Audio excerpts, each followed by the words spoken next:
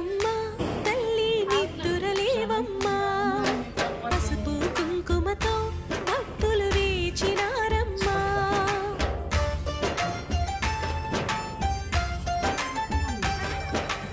నిద్దురలేవమ్మా తల్లి నిద్దురలేవమ్మా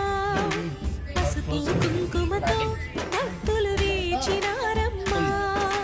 నీవే దిక్కని మహిమలు పెక్కని నీకే మొక్కితే తొలగును